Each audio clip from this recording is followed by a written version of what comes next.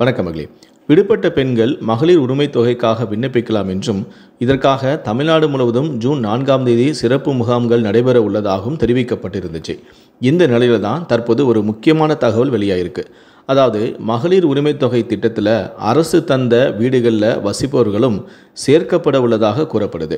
அரசு ஊழியர்களுக்கான குடியிருப்பாக இல்லாத பட்சத்தில் உரிமைத் தொகை 1000 ரூபாய் கோரி விண்ணப்பிக்கலாம் எனவும், கடந்த முறை புதிதாக பெறப்பட்ட ரேஷன் அட்டைதாரர்கள் பலர் நிராகரிக்கப்பட்ட நிலையில் இம்முறை அவர்கள் மட்டுமின்றி அண்மையில் ரேஷன் கார்டு பெற்றவர்களும் விண்ணப்பிக்கலாம் எனவும் தெரிவிக்கப்பட்டுள்ளது.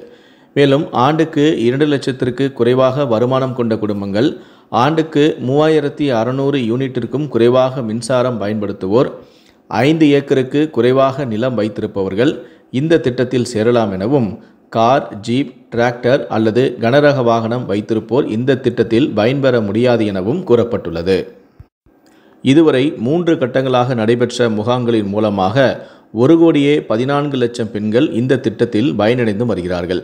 ஒவ்வொரு மாதமும் 15ஆம் தேதி பயனாளிகளின் வங்கி கணக்கில் 1000 ரூபாய் வரவு வைக்கப்படுகிறது. இருப்பினும் சிலர் தகுதி இருந்தும் இந்த திட்டத்தில் பயன்பெற முடியாத நிலை உள்ளது. இந்த நிலையில்தான் வரும் ஜூன் மாதம் 4ஆம் தேதி நடைபெறக்கூடிய சிறப்பு முகாம்களில் கலந்து கொண்டு விண்ணப்பிக்குமாறும் கேட்டுக்கொள்ளப்பட்டுள்ளது.